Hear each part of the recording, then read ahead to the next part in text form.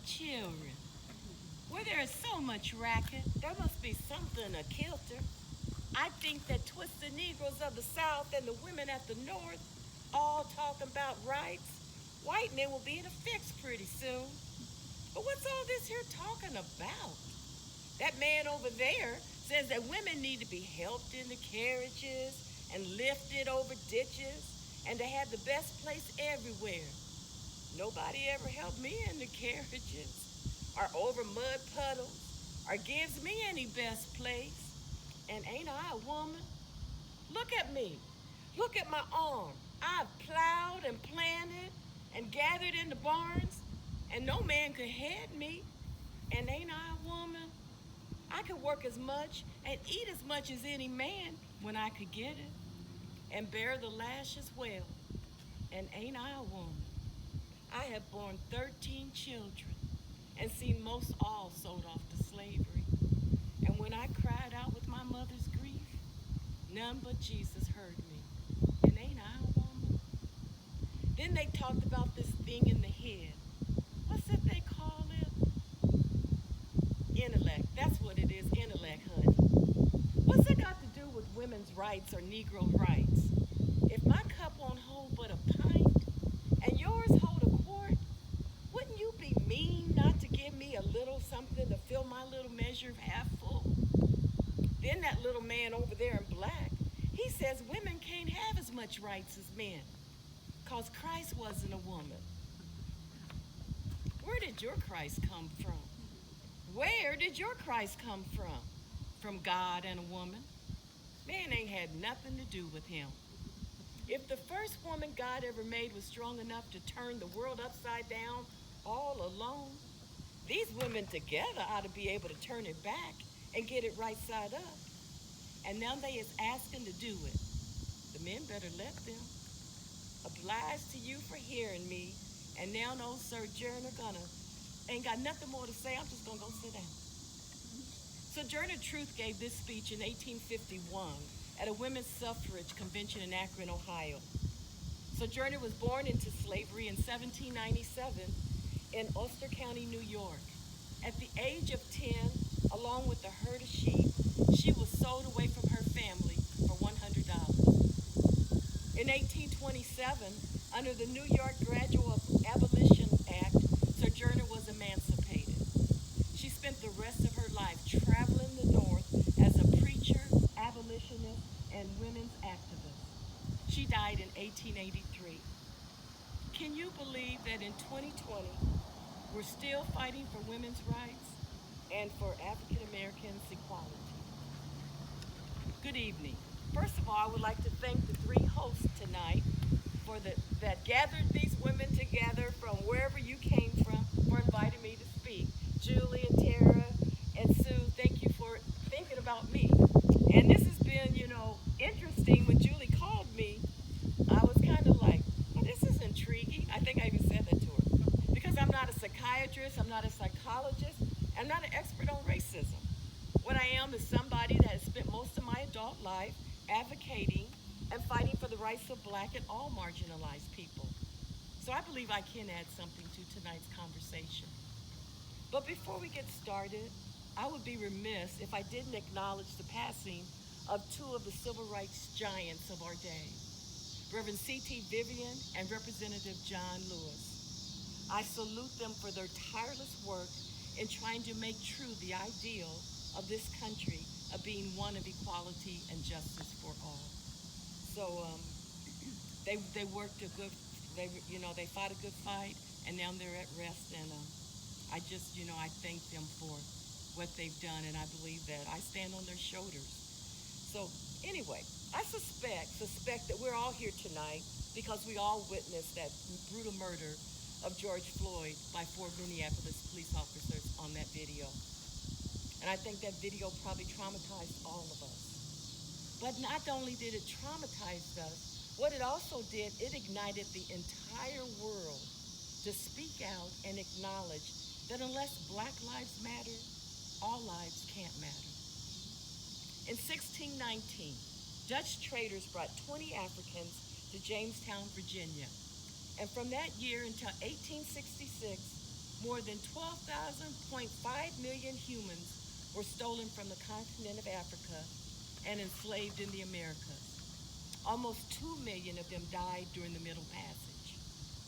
A few years ago, I researched my family's DNA and discovered my DNA makeup is 32% Nigerian, 16% Mali, another 25% mixture of several other African nations, and then I have 24% England, Wales, Northwest Europe, which is I call my rape DNA. And if you know, the majority of enslaved population that came to North America was actually stolen from West Africa, and these countries, all of these are from West Africa. I am 5 generations from slavery. My maternal family came from Virginia. And oral history on my paternal side is that my grandfather, a mulatto, born in 1893, had to flee the segregated South as a young man to avoid being lynched. I was born in the 50s in Hannibal, Missouri. And if you know anything about Hannibal, it's a small town on the Mississippi River. We lived in segregated neighborhoods and attended segregated schools. I interacted little with anyone that wasn't African American until I started school in 1959. And I was the first person in my family who lived in Hannibal that did not attend the all-black Douglas School. I never got the opportunity. It closed the year they integrated the schools. And that included my older sister and brother and my mom, my aunts, uncles. Everybody went to the Douglas School in Hannibal. And then in the surrounding towns, Canton and LaGrange and other little towns, they bused those African-American children also to Hannibal to go to Douglas School. And even though Brown versus Board of Education was settled in 1954, it took several years for many states to fully integrate their public schools. As a matter of fact, there's a little town in Illinois called Cairo where the public schools were not integrated until 1969. Cairo was one of the most racially fraught places in all the nation. A 1969 article in Times Magazine declared that there was a war in Little Egypt, a nickname that they had given to Cairo. Times described the events there that was like guerrilla warfare. The article talked about a group of white men who had formed a vigilante group called the White Hats. The group included the Alexander County State's Attorney, the local sheriff, and many members of the all-white police force. The group's goal was to maintain the color line. Remember, this was 1969, 5 years after the passing of the 1964 Civil Rights Act. So you see, we've been here before. We think, that the racial tension that we're seeing today is new, but there's nothing new under the sun. We know that, but there's nothing new in this country because we've never dealt with our history either. The policies of today's America stems from the same fears of yesterday's America. The browning of this country's demographics are disturbing to the powers that be, which are predominantly white and male.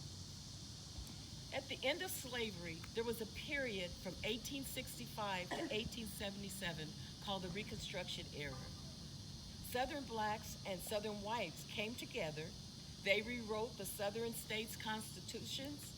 Also during that period, the country added the 13th, 14th, and 15th Amendment to the U.S. Constitution and passed the Civil Rights Act of 1875, which affirmed the equality of all men and prohibited racial discrimination in public places and facilities such as restaurants and public transportation. And if you heard what I said, equality of all men, white women wasn't included either.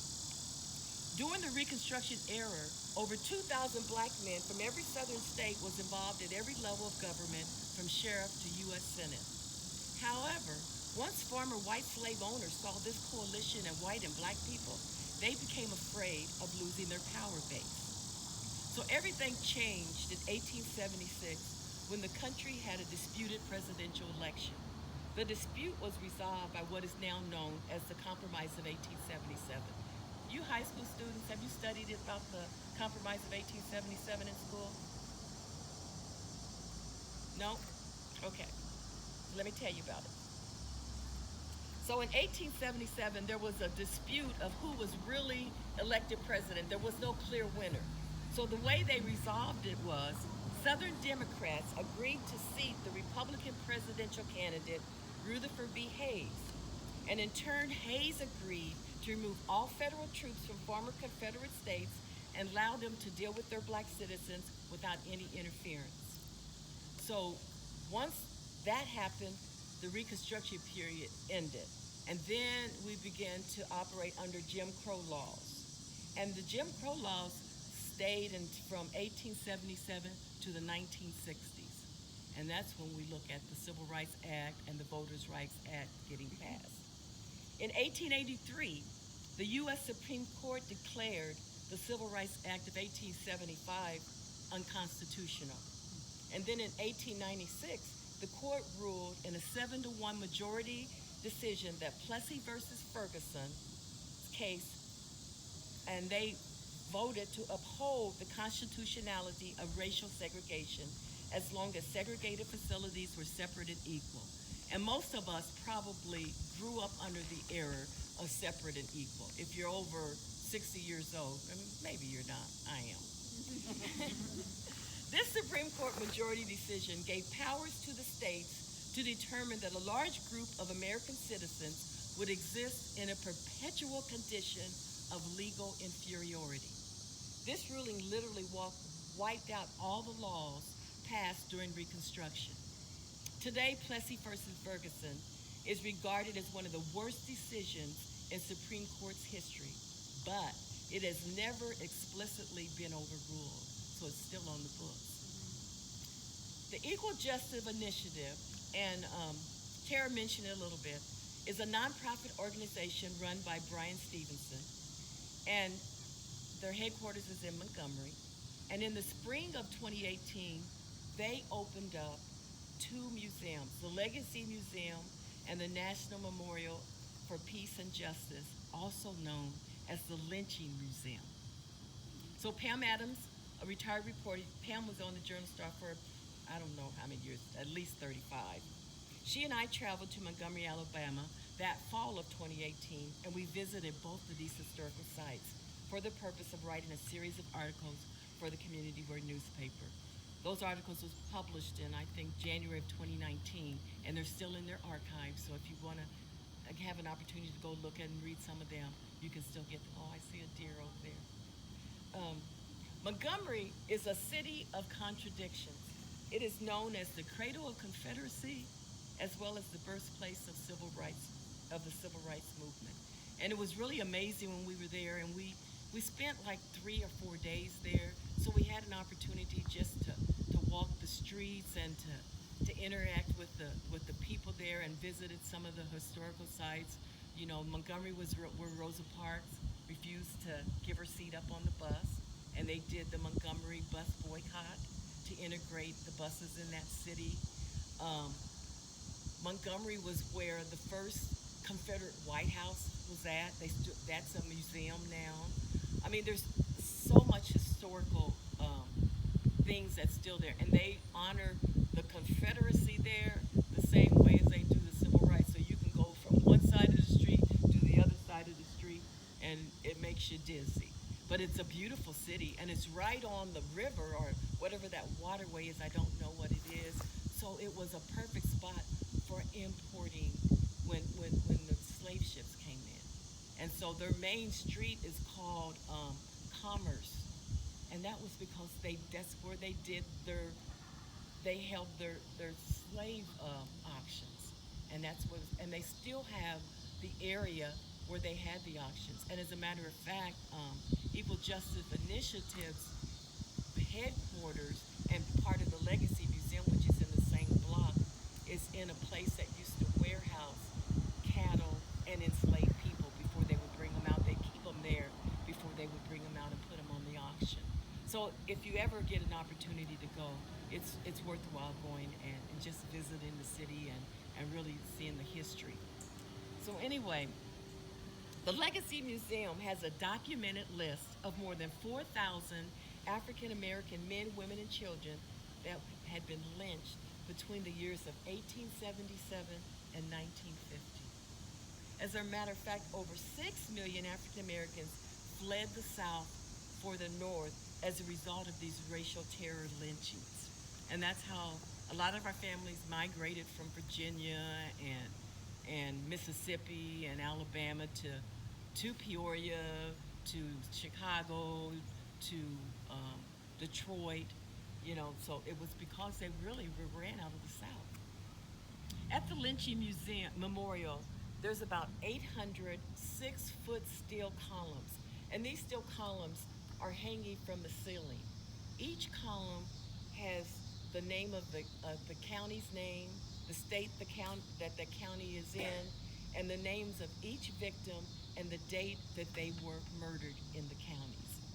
And it's a very solemn experience when you're going through this, and it's almost like a spiritual encounter. And so when we were walking there, it was kind of like you couldn't talk because it was just too heavy to talk. You're just looking, and some columns might have 4 or 5 names on it, and some columns was like completely full. As a matter of fact, I don't know if some of you remember or not, but in the early 1900s there was a massacre in East St. Louis where over 300 people of color were murdered because there was some kind of a strike over employment. So white men was boycotting. So they fired them all and they started hiring African Americans for these jobs in these factories. And they literally came in and just massacred over 300 people there. And a lot of them, they didn't even have the names. They just listed it, and then they had like East St. Louis on the column, and they had like name unknown, name unknown, name unknown. So I mean, it's really a heavy experience. So then Pam and I decided to look for the counties where our families grew up. Her her family's from Texas, and my family's from Missouri. So we found a column for Pikes County, Missouri, that listed the name of 4 men that had been lynched in that county. And then suddenly got very personal for me. One of the names listed was an individual by the name of Love Rudd, who had been lynched in 1915. My mother was Mendel Green Ferris. Her father was Earl Green. His mother was Mary Rudd Green. Mary Rudd's father was Oliver Rudd. Oliver Rudd was born during slavery in 1851. And my grandfather, Earl Green, had been raised in Pike County, Missouri in the early 1900s. So once I returned home, I immediately began to research Love Rudd. I was unable to find a copy of his death certificate or a census with his name listed. So I've not been able to confirm that he and I have any relationship. But it's also possible that Love was probably not his legal name, so I've not really been able to confirm it. But what I was able to find through some help of a cousin of mine, some newspaper articles. One was the Carbondale, Illinois Daily Free Press, and they wrote in September 11th of 1915 that it was rumored that Rudd was taken from the constable in that county and taken into the woods and lynched. And then, or they said maybe he got beaten and was run out of town because Love was accused of being a chicken coop bandit. And then, according to the September 13, 1915 Chillicothe, Missouri Constitution newspaper, it said that Love Rudd was a robbery suspect.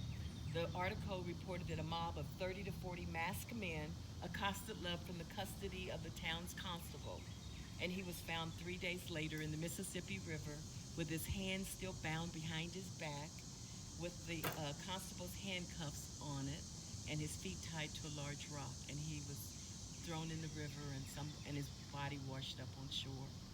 So, not certain exactly what transpired. Was he drowned alive or what? They didn't know, but they did find his body like 3 or 4 days after the men had taken him. The ongoing legacy of slavery is not only our flawed criminal justice system, but it's also the wealth disparities for black and brown people in this country. Today, it's said that we have a broken system, but the truth of it is the system's not broken. It was intentionally built to operate as it does. It's a system where white people may struggle to push forward, but it's a system built to hold black people back. The transference of wealth from white slave owners to their descendants is an example of how privilege is relative to oppression. And you notice there's a lot of institutions that are actually apologizing that they built their wealth on slavery. I mean, we have colleges, Yale and Harvard, that endowments was established because of money that was made in slavery. After the end of slavery, as a matter of fact, white slaveholders were actually paid reparation for the loss of human chattel. So the government paid them a certain amount of money because they lost it in free wages, in earnings, or even what an enslaved person would have been worth to them. The wealth of black Americans had been stagnated for 70 years, and even the earning of college degrees has done nothing to mitigate the wealth gap. In the United States, in the year 2020, 54% of African Americans still make less than the minimum wage. The country's policing policies evolved from slave patrols, whose intent was to protect property and control bodies. For white citizens, I heard Amy say it, um, police are protectors. You view them as protectors, but not for black America. We live with continuous police aggression in our communities. Charles Blow of the New York Times says it this way: to live in a world and know that your own life is in constant threat because of the color of your skin in itself is a form of violence. Amy said this too, and I was like, I'm so glad she's here to co-sign on what I'm saying, because I was going to ask you, how many of you have heard that there is a talk that black and brown people give their children? Show of hands, who knew it before tonight? Okay, great. And if you've ever seen, and I think one of the best commercials that shows that is that Procter & Gamble commercial where the teenage daughter's in the car getting ready to drive off, and her mother's in the passenger seat, and she starts giving her instructions on what she needs to do if she gets pulled over. Have you seen that commercial? Okay, you got to look for it. You can even Google it. Y'all know how to Google stuff. Google Procter & Gamble, mother giving daughter talk. And so this young lady says to her mom, Mom, I'm a good driver. I'm going to be okay. And the mother says, this is not about you getting a ticket. This is about you coming home tonight. And that's the reality of what black and brown mothers and fathers deal with when they send their children out in a car by themselves. Because our kids ain't no smarter. They're still dumb kids, and they're going to do dumb things. But sometimes the consequences are way too great for them. So we got to teach them, you can't afford to do dumb things. You've got to be extra careful. You got to be extra polite. You got to make sure they see your hands at all times. You can't reach for anything. You've got to have that driver's license and that insurance card visible. You got to tell them and ask them, is it okay if I reach, if it's not visible, if it's in the glove compartment? You got to ask for instruction. I recently saw on Facebook a black police officer that was in his own vehicle, and he was driving, and a policeman was following him on the interstate and put the light on, pulled him over. So when he pulled him up, he said he knew he wasn't speeding. He knew he hadn't done anything illegal. So he said he did the same thing. He put his hands on the steering wheel. He had his stuff out, and he said, "Officer," he says, "I'm a police officer." He said, "and I do have my gun in the car." So he asked me, so where's the gun at? He says, it's wherever it was at. And so the guy he was terrorized. He says, I'm not used to being on this end of it. But he said he now understood the terror that especially black men and boys experience when they get pulled over. Because he said this was after George Floyd had been killed. He said, and he was like, I can't trust this dude either. So that's the mentality that we live with. And as Charles Blow says, that in itself is a form of violence if you have to think like that every day. Can I make a misstep? Because it might cost you your life. And I tell you who understands that really well, and that's Amy Cooper. Amy Cooper self-identifies as a progressive. She's given money to Democrats, and she says she touts progressive policies. But when she got insulted about a bird-watching black man in Central Park who dare to challenge her, she clearly understands the system. Amy knew that she could weaponize the police by making a false claim that she was being threatened by a black man and potentially could cause him harm and possibly even his death. Since the murder of George Floyd, we are all witnessing people of all races and ages demonstrating and demanding the same policing for black communities that white communities get. And the safest neighborhoods are not the ones with the most police, it's the one with the most resources. I hope you all had the opportunity to watch the 100 Black Men Father video. Who watched it? Okay. I asked Julie to see if you guys would watch that because I wanted to ask you, how many of you have heard that part of the problem we have in the black community is absentee fathers? Okay, you can tell the truth. This is safe space. Okay.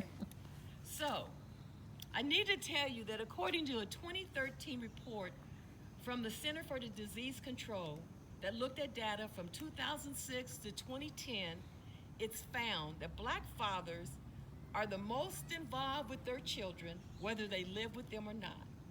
So the reason why I wanted to point that out is we are often influenced by the stereotype that we get across media, and just because that in itself is a prejudged thought that we've been taught over and over again about people of color. And I'm not going to go through all the other prejudged racist ideas that are out there, but we know what they are. And we know probably some of us believe those things. And that's the whole idea with when you start figuring out how do I become an anti-racist is really examination and trying to look and see, this is what I've always thought. So anyway, there's another amazing book called White Fragility. Has anybody read it? Okay, thank you, ma'am. Yay. You people, great. Amy, you read it? Yes. Okay, great. Dr. Robin DiAngelo says in this book titled White Fragility that the definition of white fragility is the inability to tolerate the racial stress of a challenge to one's position or perspectives. That's what Amy Cooper couldn't deal with. She couldn't deal with this black man thinking that he could say something to her, even though she was breaking the rules in the park. Put the dog on the leash. Everybody could go home happy. She didn't like that. She also states in the book that everyone has racial biases or prejudices that are generally implicit or unconscious. And that's everybody. We all do. It is when those collective racial prejudices are backed up by legal authority, institutional control, they're embedded in our media, in our religion, in our education, in our economics, and in the criminal justice system that it becomes racism. Racism is also embedded in the dominant culture's definition of what is normal, real, correct, beautiful, and valuable. Dr. DiAngelo believes that there is something profoundly anti-black in our country's culture. And she says by the age of 3 to 4, children understand that it is better to be white. And that's a sad indictment on all the wonderful children of every color and hue and ethnicity that has amazing potential and possibility to know at 3 or 4 you're just not quite good enough. That's where we have the work to do because that is just so unfair. She goes on to explain that institutional power is the ability to disseminate your worldview to everyone, to shape how they see themselves, how they see you, and how they see themselves in relationship to you. And America is so arrogant, and we say we're the greatest country in the world. We always say that. And we're the youngest country in the world. When I went to Europe and I saw buildings older than our country is, if you go to Rome and you see all these huge, beautiful cathedrals, and it's like, we're just young pups in the game, but, and the reason why America was so powerful The truth is because it was debt free because it was built on the black of enslaved people. So we had no debt because they everything they needed was done through slavery to build this country up. So institutional power is having your experience held up as universal. This legal authority and institutional control are what transforms people's prejudices into a far reaching system. So racism is a system, not an event. It's not an individual's opinion or thought process that I'm better than you are, because for the most part, none of our opinions really matter unless you're in a place of power, unless you're the president of the United States. And then if you have some racist opinions, we got a problem, Houston. So anyway, I just wanted to tell you a few things that Dr. D'Angelo had some data charts. As of 2019, this is how our country's makeup is when we talk about a power base. Of course, we know the president is white, vice president is white, the Senate's 91% white, the House of Representatives is 73% white, the POTUS's cabinet 89% white, governors 98% white, mayors 88% white, military advisors 100% white, federal judges 88% white, and police officers 80% white. And then when we want to break it down even further, the Fortune 500 CEOs are 98% white male. We know the president, of course, 100% white vice president. The Senate is 75% white male. The House of Representatives, 70% white male. The current POTUS cabinet, 84% white male. U.S. governors, 84% white male. U.S. mayors, 80% white male. U.S. governors, I'm sorry, I think I can see good. Okay, yeah. U.S. governors, 84. Federal judges, 87% white male. And police officers are 85% white male. And one of the things that I think we all understand is when any time you have any kind of power base, unless it's diverse and you have a multitude of understandings and life experiences and views, you're going to get a very narrow viewpoint on how things need to be done. That's why men are still trying to tell us what to do with our bodies, in 2020. So anyway, let's see where I'm at. So Julie mentioned Ibram X. Kendi, and he's the premier scholar on racial justice in this country. And he says that the foundation of racism is not ignorance and it's not hate, but it's self-interest. Education, love, and exemplary black people will not deliver America from racism. Racism grew out of discriminatory policies, not the other way around. He goes on to say that we are surrounded by racial inequity as visible as the law and as hidden as our private thoughts. Kendi asks the question in his book, How to Be an Anti-Racist. He says, what side of history do you want to stand on? A racist is someone who supports a racist policy by their action or inaction or expressing racist ideas. An anti-racist, on the other hand, who's someone that supports anti-racist policies by their actions or by expressing anti-racist ideas. It's just that simple. Kendi also says the essential work to get to the next step requires one to contribute to the formation of a just and equitable society. Racist ideas have defined our society since its beginning, so they feel natural, whereas anti-racist ideas remain difficult to comprehend in part because they go against the flow of this country's history. For many of us, today was just really an exercise in making us more aware of what racism is, the history of racism. But unless we are able to recognize racism when we see it, then it's impossible to challenge our own racist ideas and belief systems. So we really got to start unpeeling those layers of the miseducation that we've had about, you know, first of all, that we're a predominant country, that we're better than any country. We're not. There are many countries that have more equity. We can just look across the border to Canada and some of the things that Canada does that we're unwilling to do for the poorest among us. We have the largest mass incarceration in the world. I mean, that's including third world countries, that's including Russia. We incarcerate more people than anybody in the world, and it's disproportionately brown and black people. So we're not the greatest country in the world. So what we have to do is we have to intentionally strive to be anti-racist by persistent self-awareness, constant self-criticism, and regular self-examination. There's no neutral space.